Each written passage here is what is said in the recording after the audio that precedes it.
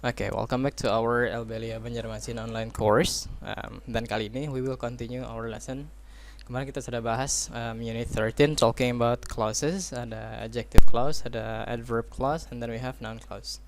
Nah, this time we will talk about the reduced clause. Jadi masih ada hubungannya dengan unit 13. Jadi kalau di unit 13 kemarin we talk about the clausa, tapi in the complete form. Nah, ternyata klausa-klausa tersebut bisa diperpendek bentuk kalimatnya. Sorry, bentuk klausanya. Oke, let's check it out. Kita cek. Yang pertama adalah we will talk about adjective clause. Alright, so dari ketika kita bicara masalah adjective clause, ini ada contohnya. Jakarta, which is the capital city of Indonesia, has places of interest. Nah, beberapa klausa ini kan ada adjective clause nih. Beberapa bentuk klausa ini itu bisa diperpendek.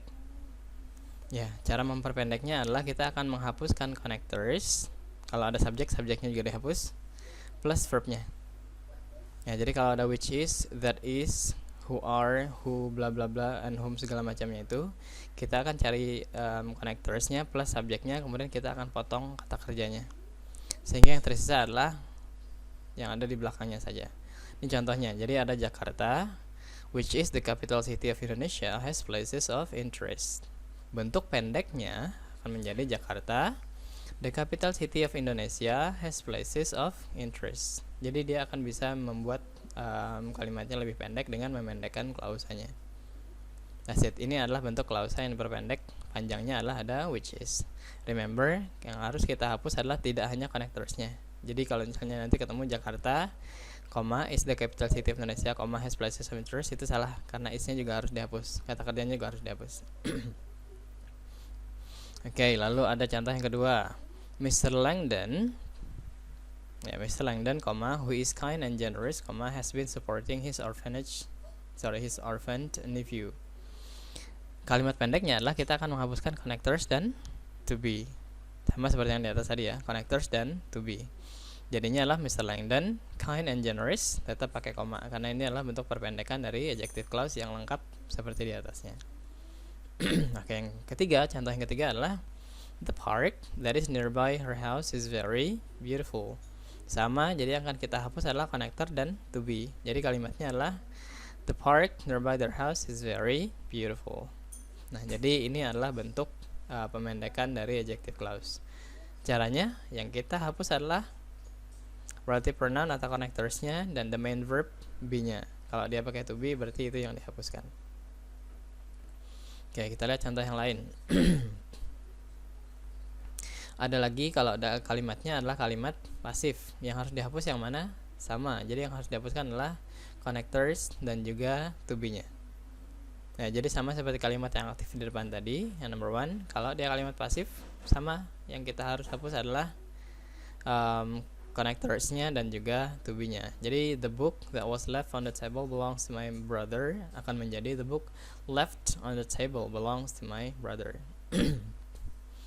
Nah, di sini ada lagi contohnya. She teaches all the children. Di sini ada who are now playing. Jadi yang kita hapus adalah auxiliary dan to be. Remember, auxiliary dan to be. Jadi kalau ada verb pakai ing ini jangan dihapus. Itunya tetap disisakan. Jadi sama seperti yang sebelum-sebelumnya, yang kita cari adalah connectors dan to be sebagai main verbnya. Jadi kalimatnya akan menjadi she teaches all the children now playing in the garden. Itu adalah bentuk perpendekannya. Ya, that's it ya. Jadi sekali lagi yang harus kita hapus adalah connectors dan to be. Jadi kalau ada kata kerja yang pakai ing ini jangan dihapus nih. Sisakan saja yang karena yang kita hapus semuanya sama sampai sini. Terus bagaimana kalau di dalamnya ada menggunakan modal? Nih ada contohnya.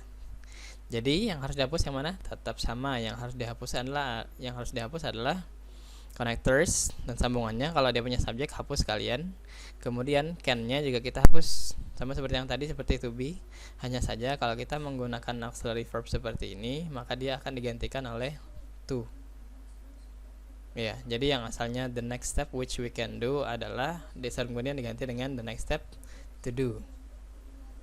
Ya, right. Jadi connectorsnya dihapus, subjeknya dihapus, can-nya dihapus. Cuman ketika dia menggunakan auxiliary yang modal bentuknya seperti ini, maka yang kita lakukan adalah menggantikan modalnya dengan kata to. Jadi kalimatnya, the next step to do is implement the new policy. That's it ya. Oke, jadi kalau kita punya modal will dan sejenisnya, maka kita akan hapuskan will atau should atau can-nya itu menjadi, kita hapuskan kemudian kita ganti dengan to. Yang dihapus tetap sama. Oke, lalu tadi adjective clause, sekarang adverb clause.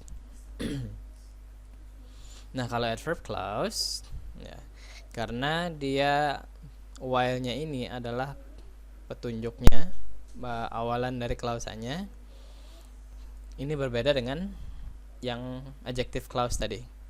Kalau adjective clause kan yang connectors-nya ini juga dihapus nih. Nah, kalau di adverb clause yang dihapus hanya subject dan to be-nya. Subject dan to be-nya.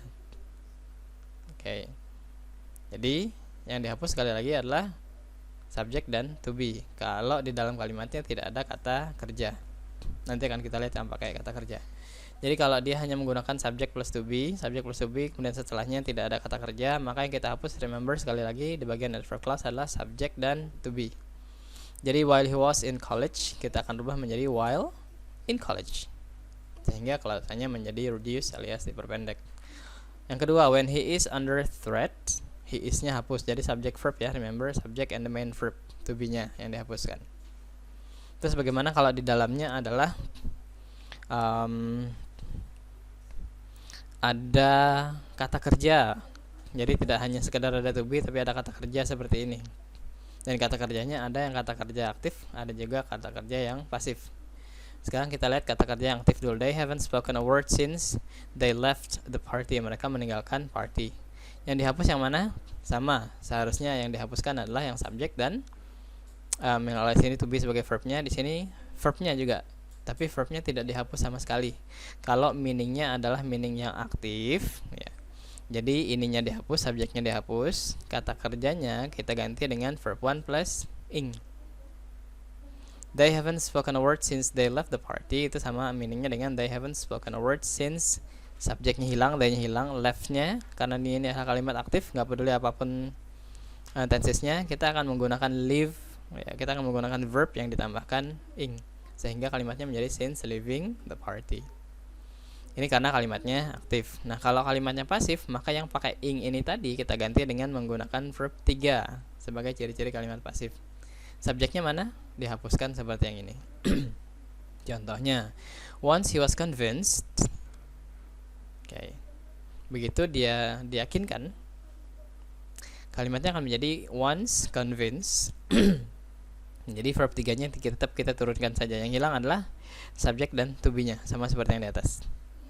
Jadi subject dan to be-nya karena ini kalimat pasif, dia mengandung to be. Jadi subject dan to be-nya kita hapus, kata kerjanya kita pertahankan. Beda dengan kalau kalimatnya aktif, subjeknya kita hapus, verbnya kita ganti menggunakan ing. That's it. Okay. Remember, the position of reduced adverb clause can be at the beginning. Jadi dia boleh ditukarkan posisinya. Boleh di tengah atau dia boleh pindah ke awal, atau dia bilang at the end of the sentence after the subject.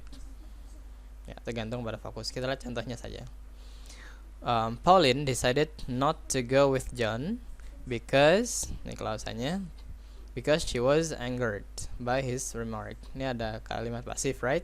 Berarti yang kita hapuskan adalah subject dan to be-nya, sehingga bentuknya menjadi Pauline decided not to go out with John because angered by his remark. Itu normalnya. Itu ada di contoh yang bagian ini. Atau kalau misalnya kita mau pindahkan adverb-nya itu pindah ke depan seperti tadi, sama. Hanya saja kalau ininya kita pindahkan ke depan, kalau usaha ininya kita pindahkan ke depan, maka ininya akan kita hapus dan kita ganti dengan koma. Jadi kalimat aslinya adalah Pauline decided not to go with John, angered by his remarks. Ininya angered by his remarks-nya kita pindahkan ke depan. Ya. Jadi kalau yang seperti adverb clause ini, because-nya juga the subordinate conjunction juga akan dihapuskan. Kalau kita bicara terkait dengan reason, berbeda dengan yang tadi ya. Jadi sekali lagi, Pauline decided not to go out with John, kita akan menggunakan because, ini adalah reason. Jadi because she was-nya ini kita hapuskan. Yang tersisa adalah angered by his remarks. Nah, angered by his remarks ini bisa di depan, dan kalau dia di depan dia pakai koma di depan Pauline-nya. Kalau dia di belakang dia juga pakai koma, tapi munculnya di belakang nih. Atau kita mau taruh di tengah-tengah. Jadi si Pauline tadi kan ya, yang angered by his remarks, kalimatnya menjadi Pauline, koma, angered by John's remark, decided not to go with him. Nah, catatannya adalah adverb ini kalau dia ditaruh, yang dipotong tadi ditaruhnya di tengah-tengah, maka di depan dan belakangnya harus ada koma dan koma. Oke. Nah, terus yang harus diingat adalah adverb clauses of place. Kalau dia adalah tempat, biasanya dia tidak dipotong atau tidak diperpendek. That's it. Nah, sekarang kita lanjut ke bagian reduce noun clause, bagian klausa terakhir. Jadi semua clause, semua clause itu ternyata bisa diperpendek. Oke. Nah, kalau yang ini noun clause ini biasanya lebih gampang. Gampangnya kenapa? Ya, kita lihat di sini, I have forgotten which road I should take. Ya. Jadi yang dihapus adalah sama subjeknya, itu remember selalu dihapus. Ini kan dia pakai modal nih, dan ini dia pakai kata kerja. Nah, untuk yang noun clause, entah dia pakai modal atau dia langsung pakai kata kerja seperti ini. Caranya untuk yang noun clause ya, untuk yang noun clause adalah satu, hapus subjeknya.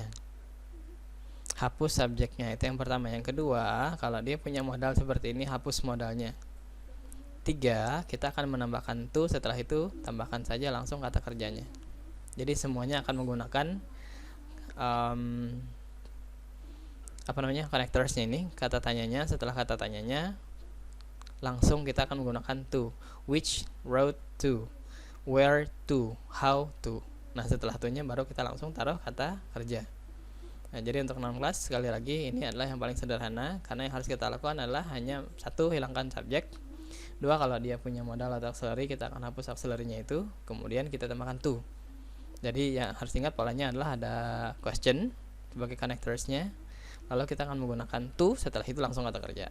Ini contohnya, I have forgotten which road I should take. I-nya kita hapus, should-nya kita ganti, take-nya kita pertahankan, di tengah-tengahnya kita masukkan to.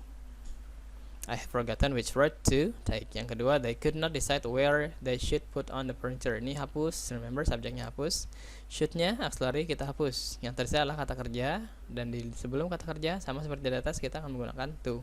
Where to put, how to do. That's it. Jadi begitu caranya untuk yang noun clause. Oke, ini contohnya untuk yang pelatihan. Nah, yang nomor 1, remember tadi ada yang menggunakan ing, ada yang menggunakan ed ya untuk yang adverb of clause. Ya, jadi when placing in the dark, ketika menempatkan di gelap. Apakah mungkin plants itu menempatkan di gelap? No, right? Ini meaningnya adalah kalimat pasif. Kalau kalimat pasif kita menggunakan kata kerja ketiga, sehingga seharusnya when placed in the dark, plants will not produce flowers. Oke. Nah, jadi bentuknya kurang lebih seperti itu. Nanti silahkan dicek, dibaca ulang. Ini kayaknya ada typo.